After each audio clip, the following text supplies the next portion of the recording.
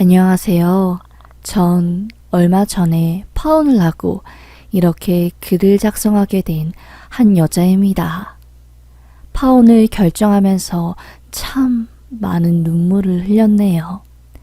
사랑만으로는 결혼할 수 없다는 어른들의 말씀이 이젠 무슨 말인지 알겠더라고요. 마음 굳게 먹고 파혼을 결정했지만 사람 마음이 생각한 것처럼 안 되더라고요. 방 한 구석에 박혀 문을 꼭 닫고 펑펑 울고 있으니 그 무뚝뚝하던 아빠가 문을 열고 저를 부르시더군요. 영수가, 지금은 많이 힘들겠지만 아빠가 봤을 땐 참 잘한 결정이야. 결혼이라는 게 연애랑은 많이 다르단다. 연애 시절엔 좋은 모습만 보여줄 수 있고 내가 보여주기 싫은 모습은 숨길 수도 있는 법이거든. 그런데 결혼은 그러지를 못해. 그래서 많은 사람들이 싸우고 이혼하고 힘들게 사는 거란다. 양가 집안이 합쳐지는 일이기 때문에 집안이 어떤 분위기인지 보는 것도 참 중요하단다. 콩 심은 데 콩 나고 팥 심은 데 팥 난다는 말 알지? 부모가 어떤 사람인지 보면 그 자식은 보지 않아도 다 알 수 있는 법이지.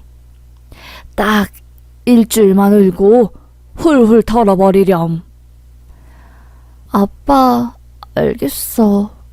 나 다시 힘내볼게. 아빠는 제 손을 꼭 잡아주셨습니다. 아무리 강인한 아빠라 해도 딸내미가 집에서 울고 있는 모습을 보면 마음이 찢어지는 법이지요. 옆에서 저희 부녀 이야기를 듣던 엄마는 목소리를 높여 한마디 하셨습니다. 영수가, 너 그 집안에 시집 갔으면 엄만 밤에 하루도 맘 편하게 자는 날이 없었을 거야. 아휴, 멋 모르고 그런 집에 시집 갔다가 고생하는 며느리들이 한두 명이어야지. 너 파혼한 거 정말 잘한 거야. 지옥불 앞에서 유턴하게 된 거라고. 너가 엄마 나이 되면 다 알 거야. 이 나이쯤 되면 얼굴에 살아온 인생이 다 드러나게 되어 있어. 고생한 얼굴인지 심술보가 가득한 얼굴인지 아니면 평생 묻어나게 편안하게 잘 살 얼굴인지 첫 만남 때 얼굴과 분위기에서 다 드러나는 법이다. 엄만 살면서 그런 고약한 인성을 가진 사람은 처음 봤다. 처음 봤어. 으휴. 만약에 그런 일이 없었다면 그 여자 실체도 모르고 우리 귀한 딸을 그런 집안에 시집 보낼 뻔했으니 엄만 너 파혼한 게 정말 신이 더운 거라 생각해. 부모님들조차 정말 잘한 일이었다고 응원했던 저희 파혼 이야기는 제가 학원에서 보조 강사로 일할 때부터 시작되었죠. 남자친구를 학원에서 만났거든요. 전 지방대학교 4년제 국문학과를 졸업하고 부모님이 계시는 서울로 상경했습니다. 학원에 들어가 초등학생 아이들 숙제 채점하고 국어 수업 보조를 하는 일을 하고 있었어요. 그때 남자친구는 명문대 연세대학교 국문학과 출신으로 중학교 고등학교 아이들 논술 공부를 봐주고 있던 선생님이었지요. 공부 잘한다고 콧대 높고 머리 똑똑하다고 우스대는 남친은 학원 선생님들 사이에서 재수탱이였습니다. 지가 서울대 다니고 왜 저렇게 아는 척을 하는 거야? 키 크고 얼굴 좀 반반하면 뭐해. 저렇게 재수없고 싸가지가 없는데. 안 그래, 영숙쌤? 좀 성격이 그렇긴 해요. 사회적인 성격은 아닌 것 같아요. 근데 가만 보면 귀엽기도 하고 순수하기도 하고. 유일하게 학원에서 저만 남자친구를 귀여워했죠. 그렇게 같이 일하다 보니 정분이 싹트게 된 거고, 남자친구는 대학 졸업 후 삼성에 취업하게 되면서 학원을 나가게 되었습니다. 저도 그 뒤로 한 1년 정도 일하다가 대상포진으로 인해 몸이 안 좋아지게 되면서 부모님이 일을 돕게 된 거였고요. 남자친구랑 교제한 지 3년 정도 지났을 때 남친 동네에 놀러 가게 되었어요. 거기서 밥도 먹고 영화도 보려고요. 영화가 끝나고 한 중식당 집에서 밥을 먹고 나오는데 어떤 아줌마가 남친을 보고 화들짝 놀라는 겁니다. 성찬아? 엄마? 시어머니들 사람과의 첫 만남이었습니다. 옆에 여자는 누구니? 어머님을 만나게 될 거라고는 상상도 못했던 전, 조금 당황한 기색을 가지고 인사를 하게 되었습니다. 안녕하세요, 어머님. 우리 아들 친구니? 여자친구예요. 뭐?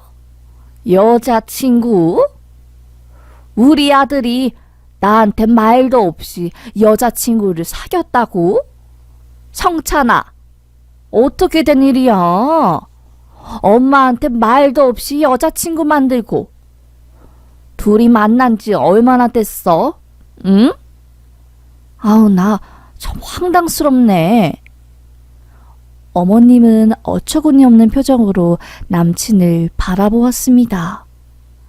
남자친구도 진땀을 뻘뻘 흘리며 말을 제대로 못하더라고요. 엄마, 내가 집에서 자세하게 설명해 줄게. 아니, 뭐 내가 어려운 질문 했니? 언제부터 만났냐고 물었는데 왜 대답을 제대로 못해? 너네 밥 먹고 나오는 길이지? 그럼 차나 마시자. 일로 와봐. 그렇게 갑작스럽게 남자친구네 어머님과의 동석을 하게 된 거였죠. 카페에 앉자마자 시작된 어머님이 질문 폭격. 머리가 아찔했습니다. 우리 아들이랑 만난 진 얼마나 된 거니? 3년 좀 넘은 것 같아요, 어머님. 뭐? 3년? 아들은 나한테 여자친구 있다는 소리 한 번 없었는데. 아이고, 이래서 아들 키워봤자 다 소용없다는 거구나. 내가 미쳐 정말. 남친은 상황을 수습하기 위해 대화에 끼어들었죠. 엄마 왜 그래? 내가 무슨 여자 만날 때마다 엄마가 자꾸 꼬치꼬치 캐묻고 힘들게 하니까 그런 거지. 나도 이제 나이가 30인데. 다 커서 얘 말하는 꼬라지 좀 봐라. 내가 너를 어떻게 키웠는데. 너 그렇게 좋은 대학 보내는 거 너 혼자 힘으로 한 것 같아?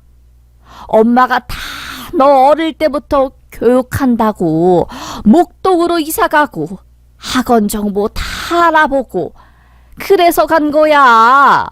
엄마한테 숨길 게 따로 있지. 알고 보니 어머님은 지독한 치맛바람으로 목동에서 유명한 아줌마였다고 합니다. 부동산 중개업자 하면서 그 동네 사람들 사정을 꿰차고 있었고 아들 서울대 보내겠다고 으름장을 내놓으며 사셨더라고요. 결국 서울대는 못 보냈지만 아들 연세대 보낸 걸 훈장처럼 생각하시는 분이었습니다.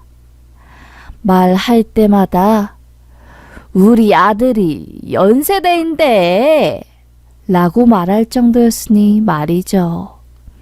그렇게 귀하게 정성 들여서 키운 아들이었기에 며느리로 삼을 여자에 대해 굉장히 까탈스럽게 구셨고, 아들이 대학에 들어갈 때부터 거의 초등학생 아이돌 보듯이 사생활을 캐고 다니셨대요. 그래서 남자친구가 지치고 지겨워서 저와의 연애를 꽁꽁 숨겼던 거고요. 1시간 동안 카페에서 기를 탈탈 털린 채 집에 온 전 씻지도 않고 침대에 털썩 누워버렸습니다. 거의 물 밖에 나온 오징어처럼 널브러져 있는 저를 보는 엄마는 놀라서 저에게 묻더라고요. 영수가, 너 어디 갔다 온 거야? 남자친구랑 논다 하지 않았니? 애가 왜 이렇게 힘이 없어? 아니, 세상에. 내가 성찬이 동네 놀러가서 밥 먹고 나오다가 성찬이네 어머님을 우연히 마주쳤는데, 와, 정말 난 태어나서 그렇게 말 많은 사람 처음 봤어, 엄마. 왜?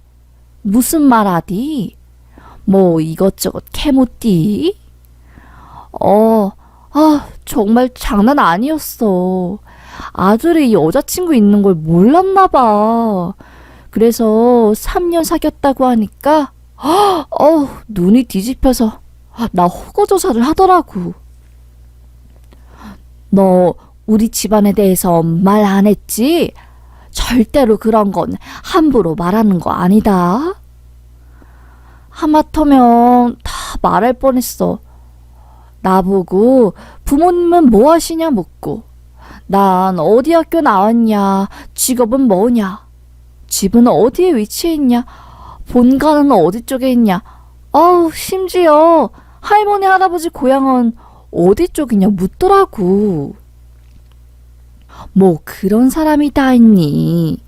결혼 날짜 잡은 것도 아닌데. 참 주책 많네. 엄만 저희의 이야기를 듣고는 진절머리를 쳤습니다. 아무래도 어머님이 동네에서 부동산 일을 오랫동안 하셨고, 또 아들 한 명 잘 키워놨다는 그 자부심 때문에 아무한테나 장가 보내기 싫은 마음으로 저에게 여러 가지를 물어보신 것 같았어요. 그 마음이 완전히 이해가 안 되는 건 또 아니었습니다. 그날 저녁, 남자친구에게서 전화가 왔더라고요. 자기야, 미안해. 우리 엄마가 원래 좀 말이 많기도 하고, 사람 처음 만나면 이것저것 물어봐서 파악하는 걸 좀 좋아해. 그래서 내가 자기 존재 숨긴 것도 있었고. 아니야. 괜찮아. 나 같아도 아들 여자친구 만나면 궁금해서 이것저것 물어볼 것 같아. 이해해줘서 고마워. 일단 늦었으니까 오늘은 푹 자고 내일 또 연락하자. 알겠어. 첫 만남에 어머님께 느꼈던 불편하고 뭔지 모를 찝찝한 마음을 무시하는 게 아니었는데 말이죠. 첫 만남 이후 1년 정도 흘렀을 때 남자친구와 전 자연스럽게 결혼 이야기를 하게 되었습니다. 혼기도 거의 꽉 찼고 4년 정도 만났으니 다른 사람 만나는 건 상상이 안 되더라고요. 결혼 이야기를 하다 보니 서로 모은 돈에 대해서도 이야기가 나왔고요. 남자친구는 7천만 원 정도 모았고 전 8천 정도 있는 상태였습니다. 나이에 비해서 꽤 많은 돈이었죠. 제가 30살도 안 되는 나이에 거의 1억 가까운 돈을 모을 수 있었던 이유는 바로 부모님 때문이었죠. 어릴 때부터 전 근검절약하고 쓸데없는 것에 돈 쓰지 말라고 배웠어요. 그 영향은 특히나 아빠 때문이었습니다. 할아버지께서 1910년대 일제 때문에 만주로 넘어가셨어요. 그때 만주에서 시작한 고물성으로 돈을 많이 벌으셨다고 들었죠. 막노동부터 시작해서 조금씩 돈을 모아서 그걸로 시작한 사업으로 입에 풀칠을 하고 살다가 관동군이 할아버지 재산을 전부 다 몰살해 갔다고 합니다. 조선으로 내려와서 작게 고물상을 하시다가 할아버지 돌아가시고 저희 아빠가 그걸 물려받으신 거예요. 엄마는 아빠의 이야기를 늘 전설처럼 말씀하셨죠. 네 아빠가 참 똑똑해. 내가 그걸 보고 결혼했잖니. 연세대학교 나와서 수석 졸업하고 고물상 물려받는 게 쉬운 일은 아니야. 그때 할아버지가 하던 고물상이 잘 되는 것도 아닌데 네 아빠가 그걸 크게 키워놓고 떼돈을 벌었잖아. 아빠는 할아버지에게 물려받은 고물상을 이용해서 꽤나 큰 돈을 버셨습니다. 머리가 똑똑했던 아빠는 고철, 비철 등 돈이 되는 것들을 모아놓고 시세가 올랐을 때 한 번에 파셨어요. 그리고 경기도나 서울 외곽의 땅을 사서 또 고물을 모으셨지요. 어릴 땐 왜 쓰레기를 모으는 건지 라는 생각에 아빠가 이상해 보이기도 했답니다. 그런데 커서 보니 아빠가 똑똑하신 거였죠. 외곽에 사놓은 땅들이 땅값이 오르면 그 땅을 팔고 또 외곽에 있는 땅을 사서 오를 때까지 기다리고 이런 식으로 고물상업도 하면서 부동산업도 함께 하신 거였죠. 고물상이라는 게 혼자만의 힘으로는 안 되고 인맥도 필요하고 똑똑하기도 해야 하거든요. 사업을 하느라 많은 일을 겪었던 아빠는 그래서 그런지 항상 저에게 어릴 때부터 신신당부하던 말이 있었습니다. 사람이란 게 잘 될 때는 기고만장해져서 힘든 시절을 기억하지 못하는 법이야. 그래서 잘 될 때도 항상 힘들고 배고팠을 때 생각하면서 대비를 해야 한단다. 그리고 있어도 없는 척하고 살아야 남의 시기 질투도 피할 수 있고 조용히 잘 살 수 있는 거야. 아빠가 경험을 해보니 그렇더라고. 그래서 그런지 제가 어린 나이에 벌었던 돈을 다 깨알처럼 모아두었나 봐요. 부모님 손 안 벌리고 결혼 준비를 하고 싶었던 전 모은 돈을 가지고 이것저것 알아보기 시작했습니다. 부모님께서도 저를 믿어주는 눈치라 그런지 남자친구와의 결혼에 대해서 크게 터치를 하지는 않으셨어요. 다만 아빠와 엄만 저에게 한 가지 당부해 주신 게 있으셨죠. 영수가 아무리 결혼을 한다고 해도 시댁은 남이란다. 아빠가 뭐라고 했지? 있어도 없는 척하라고. 아빠 고물상 사업하고 건물 가지고 있는 건 자세하게 말하지 말고 알겠지? 당연하지. 나도 눈치는 있어. 그런 말은 안 한다고. 역시 우리 딸이 똑똑하네. 돈 많은 거 자랑해봤자 좋은 게 하나도 없어서 아빠가 하는 말이야. 건물을 몇 채 가지고 있고 땅도 꽤 많으신 엄마 아빠가 20년 동안 근검절약하며 검소하게 사신 이유가 이 때문이었죠. 그런데 순조롭게 결혼 준비가 잘 되나 싶었던 때 태클이 걸려온 것은 시댁 쪽이었습니다. 문제는 어머님이었지요. 남친과 정식으로 어머님께 인사를 드리러 갔을 때 일이었어요. 저를 보자마자 위아래로 눈을 흘기시더라고요. 밥을 먹는데도 계속 저에게 눈치를 주시는 겁니다. 우리 아들이 목동에서 얼마나 유명했는지 아니? 공부 잘한다고 이런 애가 서울대를 가야 한다고 동네 아주머니들도 우리 아들 칭찬을 그렇게 했단다. 그런데 삐끗해서 연세대 가고 원래 우리 아들이 연세대보다 더 좋은 대학교를 갈 수 있었는데. 그렇군요. 네.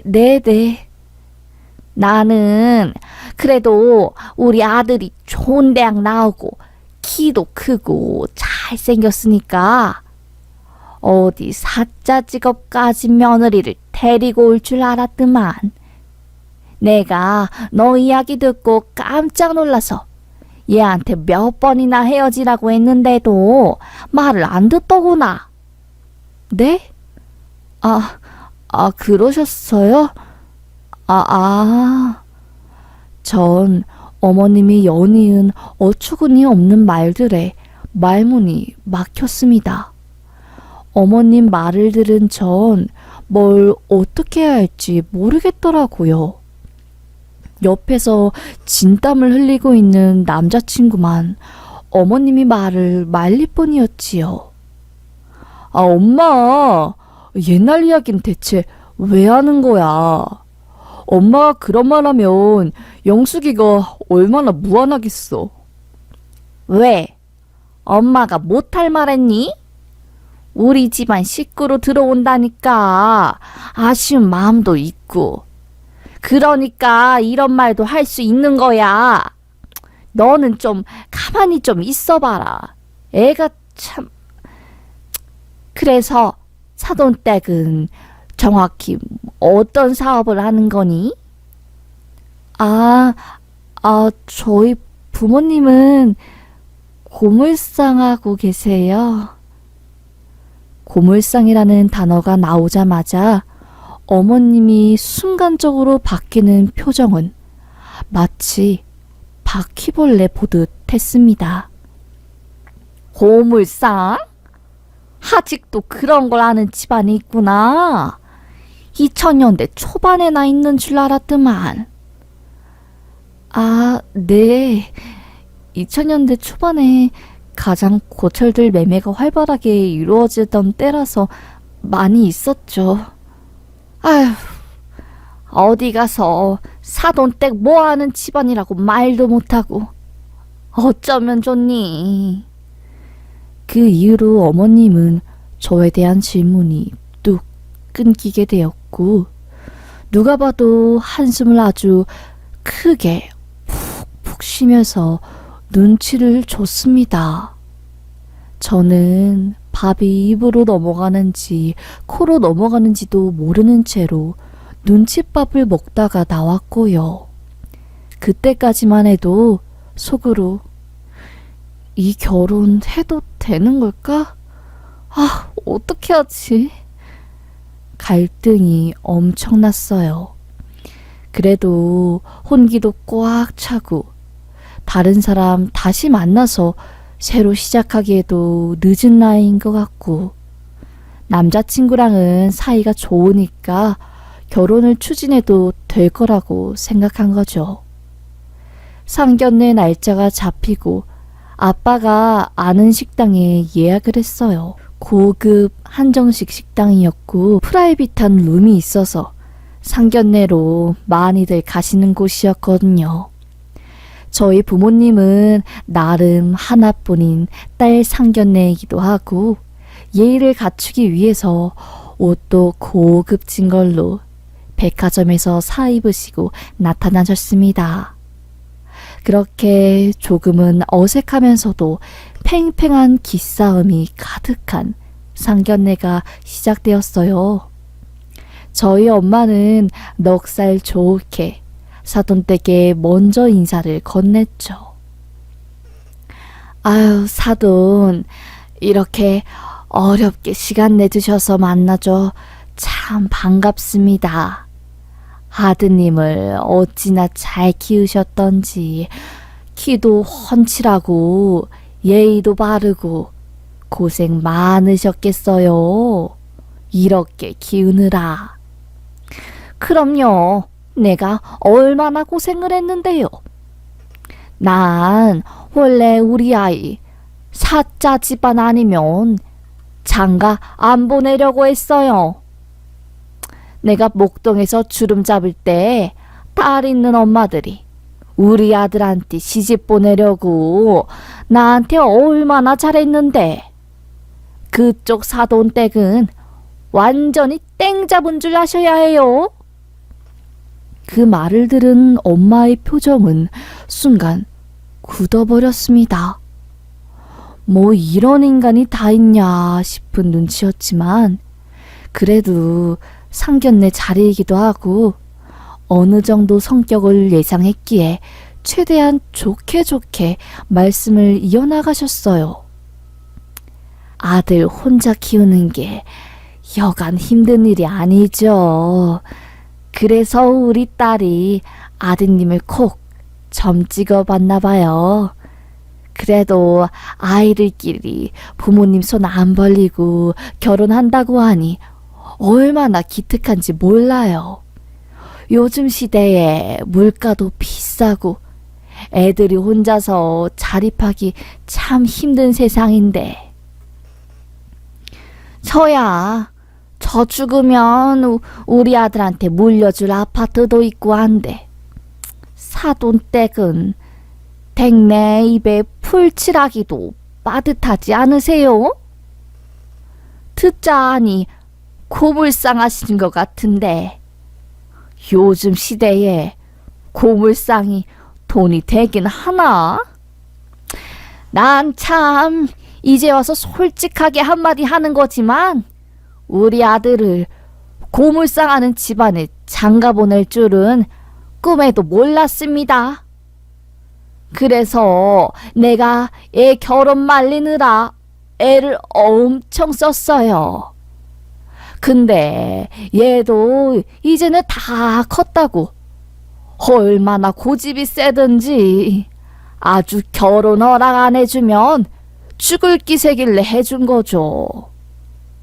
아니 어느 부모가 고물상 장사하는 집안에 연대 나오고 삼성 다니는 아들 장가를 보낸다 하면 좋아하겠어요?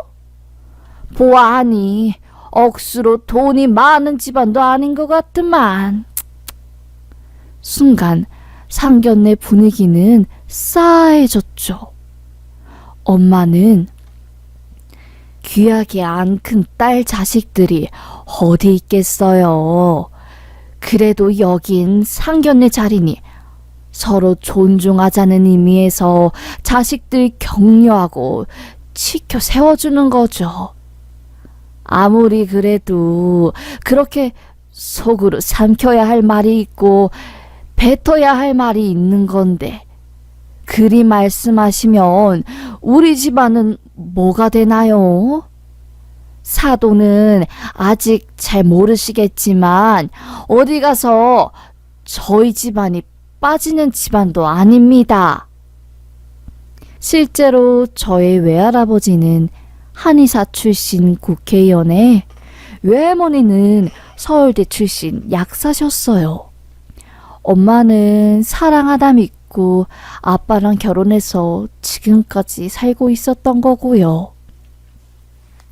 원래 고물상 하시는 분들이 없어도 있는 척 하는 거 아니겠어요? 고물상 파는 곳 앞에 가보면 죄다 외제차더만.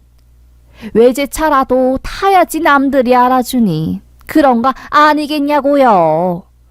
내가 뭐 없는 말 한 것도 아니고. 사돈, 참 해도 말씀이 지나치신 거 아니에요? 애들 앞에서 이런 모습 보여주는 것도 참 아닌 것 같고, 좋은 날에 이렇게 날선말이 오고 가는 게 맞는 건지 여쭙고 싶네요. 옆에서 보다 못한 아빠가 한마디 하셨죠. 여보, 너무 흥분하지 말고 내가 이제는 알아서 할게. 뭘 알아서 해요. 지금 우리 집안이랑 우리 딸은 완전히 아래로 보는데 내가 어떻게 참아요, 여기서. 제가 딸내미가 시집 간다 했을 때 그 의견 존중했습니다.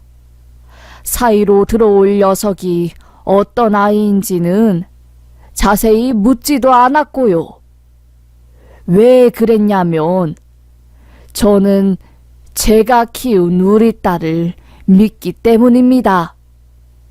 우리 딸이 잘 크고 바른 사람이니 그런 아이가 고른 남편감이라면 안 봐도 괜찮은 아이라 생각했기 때문이었죠. 그런데 그런 우리 딸이 집안까지 보는 눈은 없었나 봅니다. 저희 집안도 경우라는 것을 많이 따지거든요.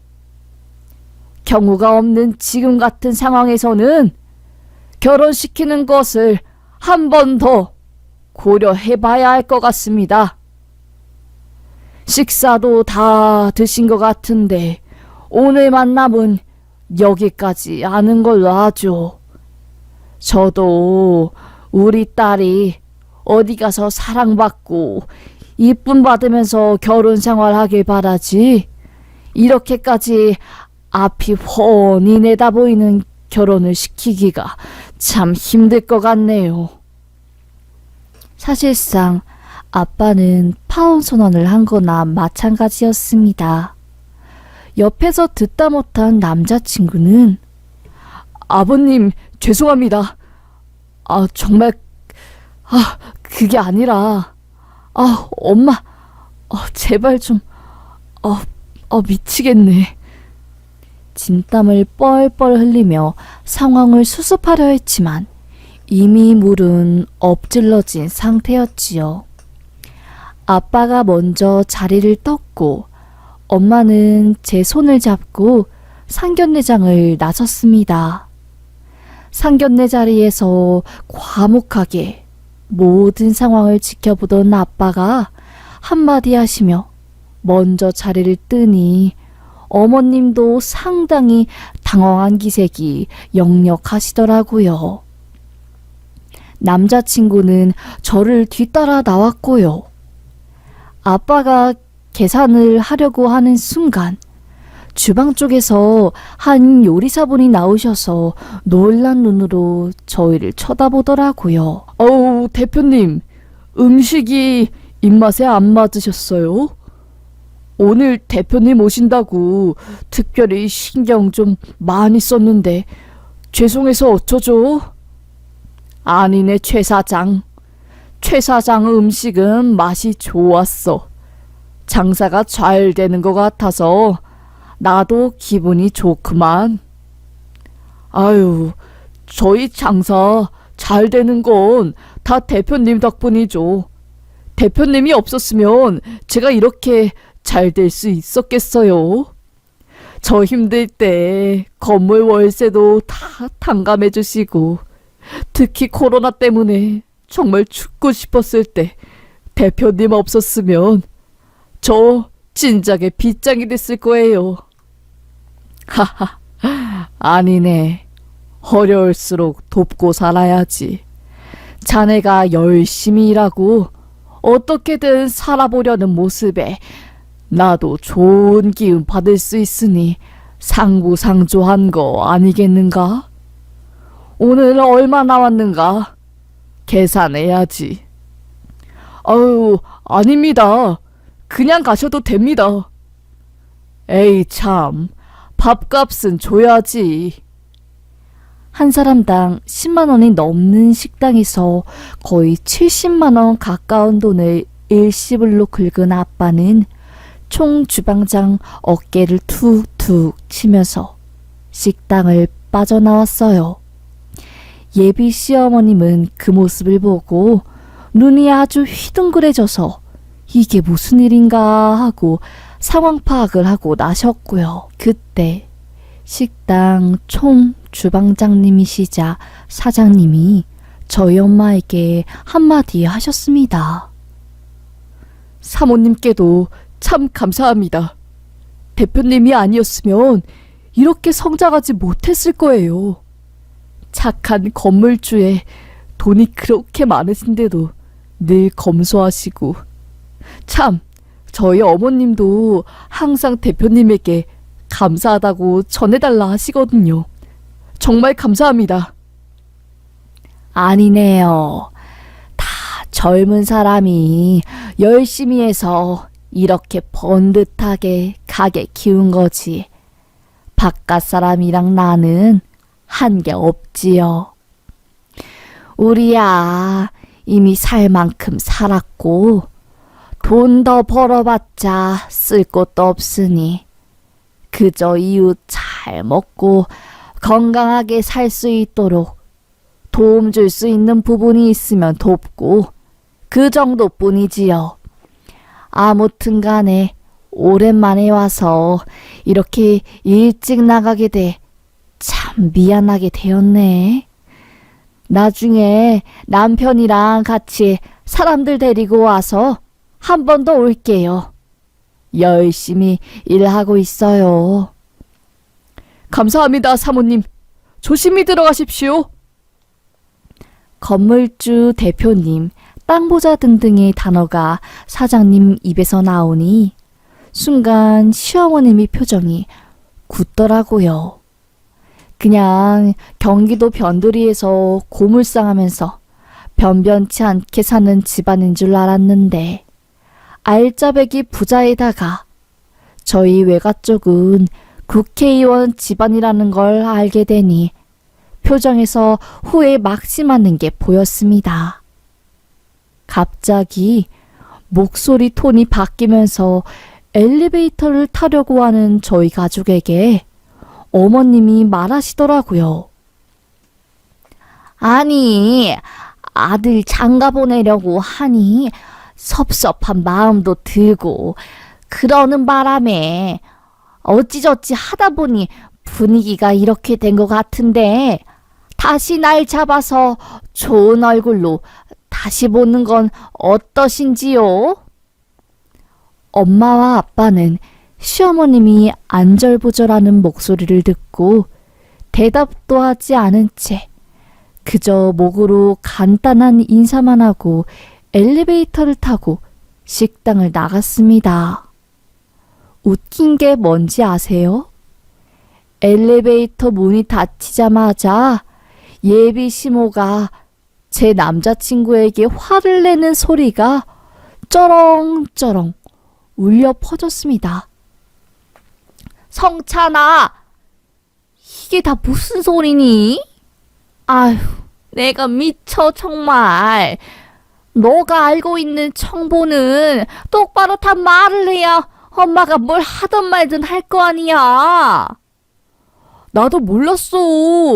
건물주의 땅 부자인지 내가 어떻게 알았겠어. 여자친구가 말을 안 해주는데. 아휴, 아까워서 이걸 어쩌니. 어떻게 잘 좀 다시 좀 해봐. 내 추둥이가 추책이지. 아휴. 엄마는 차에 타자마자 화를 내셨습니다. 영수가 뭐 저런 여자가 다 있니? 상견례 앞에서 남의 딸 흉보고 집안 무시하는 게 사람이 할 도리니? 참 별의별 사람이 다 있구나. 아빠도 한마디 거두셨죠. 딸, 사람이 말이야. 경거망동한 사람은 남자고 여자고 다 피하는 게 좋아. 더구나 그런 사람을 시어머니로 모신다면 얼마나 너가 앞으로 결혼 생활하면서 힘든 게 많겠니? 아빠는 사실 사돈댁 얼굴 보자마자 인상이 안 좋아서 걱정이 앞섰단다. 얼굴에 붙은 심술보에 어딘가 사람을 분석하고 따지려고 하는 모습이 보이더구나. 차라리 오늘 상견례 자리가 이렇게 뒤집어진 게 참 잘 된 거라고 본다. 아빠는. 알겠어, 아빠. 차 뒷좌석에 탄 전 심란하기도 하고 부모님에게 미안한 마음에 눈을 감고 꼭 있었습니다. 목으로 울음을 삼켰던 것 같아요. 집에 가자마자 스드메 예약한 곳에 전화를 해서 예약 취소를 했고, 식장 알아본다고 예약 날짜 잡아놓은 것도 전부 다 취소를 했어요. 저도 바보 같았던 게 그렇게 시모가 제 앞에서 저희 집안을 무시하고 저를 사람 취급도 안 하는 모습을 보고서도 정 때문인지 남자친구가 그립고 힘들더라고요. 그래서 파혼한 뒤엔 방에서 몇 날 며칠을 알아 누웠던 것 같아요. 그러다 완전히 마음을 강하게 먹고 헤어지게 된 계기가 생긴 거죠. 남자친구는 파혼 뒤에 저에게 전화를 몇 번이나 해서 제 마음을 돌려놓기 위해 엄청 노력했습니다. 영수가 미안해. 우리 엄마가 나 10대 때도 동네에서 유명했어. 그런 것 때문에 나도 스트레스를 많이 받았는데 우리 결혼까지 이렇게 영향을 미칠 줄은 몰랐다. 내가 어머님 아버님 찾아가서 무릎이라도 꿇으면 안 될까? 너랑 이렇게 헤어지는 게 너무 힘들어. 나 죽을 것 같아. 나도 너무 힘든데 우리 부모님이 강경하셔서 안 될 것 같아. 미안해. 우리 마음 굳게 먹고 헤어지자. 그만하자. 서로 다른 사람 만나자. 제 말을 들은 남자친구는 전화를 끊었죠. 그런데 웃긴 게 뭔지 아세요? 알고 보니 전화가 계속 연결이 되어 있었던 겁니다. 수화기 너머로 어머님 목소리가 들려오더군요. 걔가 뭐래? 넘어왔어? 너 사돈댁에 인사하러 가도 된대? 좀 더 애처롭게 해보지 그래. 엄마가 실수했다고 너가 싹싹 좀 더 필어봐. 어머님과 남자친구는 저를 붙잡기 위해서 둘이 머리를 쓰고 저에게 계속 전화를 한 거더라고요. 전 저희 집안이 부자인 걸 알게 되자 태도가 싹 바뀌어서 다시 애걸복걸하는 모습을 보니 남아있던 정남이도 싹 떨어졌습니다. 전 그날 바로 핸드폰에서 남자친구 전화번호를 차단하고 지워버렸어요. 다행인지 불행인지 주변 사람들에게 결혼한다고 떠벌리지 않아서 저희 파혼 소식을 아는 사람도 몇 안 되었고요. 아빠는 제 이야기를 듣자마자 한숨을 푹 쉬면서 말씀하시더군요. 영수가 사람이 바뀐다는 게 참 쉽지가 않아. 남자들이 바뀔 테니까 한 번만 봐달라는 말은 달콤한 속임수에 불과한 거야. 너가 오랫동안 사귀다가 결혼을 앞두고 헤어져서 마음이 참 아프겠지만 나중에 먼 훗날에 보면 이번 일도 너에게 약이 되고 살이 될 거라는 걸 아빠는 장담한다.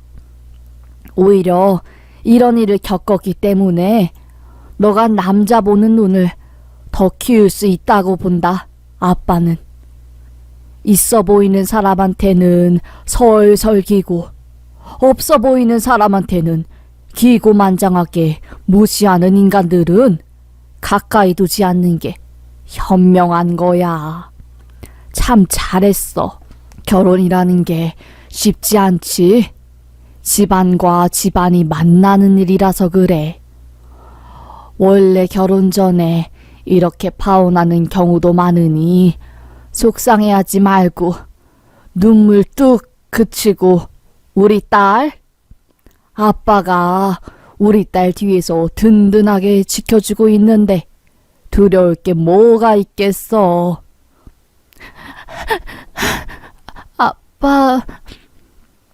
아빠, 미안해. 고마워, 아빠. 그래. 울지 말고 눈물 뚝 그치고 딸이 잘못한 거는 하나도 없으니까 기죽지 말고, 알겠지?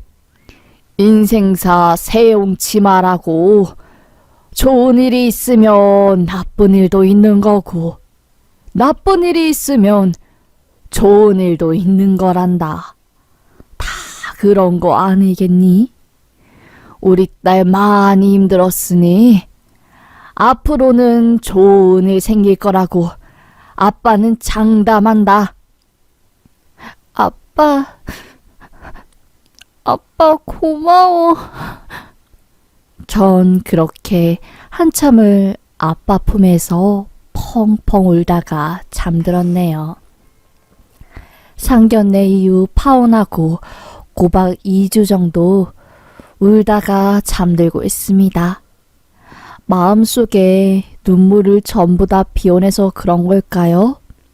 어느 순간부터는 마음이 아프지도 않고 오히려 속이 후련하더라고요. 그렇게 사람한테 한번 크게 대어보니까 아빠 말대로 사람 보는 눈도 생기고, 아빠만큼은 아니지만 첫인상에 어느 정도 어떤 사람인지 감이 잡히는 게 생기더라고요.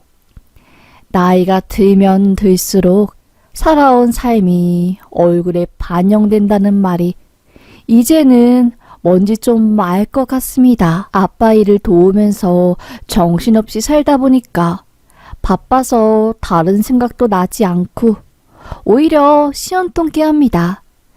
건물에 땅에 재산을 다 합치면 거의 100억이 넘는 아빠가 고물상이라는 일을 끝까지 자랑스럽게 여기면서 지속하는 이유는 아무래도 할아버지의 신념과 만주에서 고생한 것을 이어받아 명을 계속하려는 아빠의 마음 때문이겠죠. 지금껏 모은 돈으로 삶이 힘든 청년들을 도와주고 주변의 소외계층에 관심을 가지는 부모님이 전 그저 자랑스러울 뿐입니다. 직업에 귀천이 어디 있겠어요. 귀천이 있다고 생각하고 사람 무시하는 인간이야말로 천한 것이겠죠. 이번 파혼 사건을 통해서 많은 것을 배웠다고 생각합니다. 그래서 오히려 고마운 일이네요. 똥차가 갔으니 벤츠가 온다 생각하며 저는 오늘도 씩씩하게 살아내보려고 합니다. 그럼 지금까지 저의 이야기를 들어주셔서 정말 감사합니다. 오늘도 행복하시길 바라겠습니다. 감사합니다.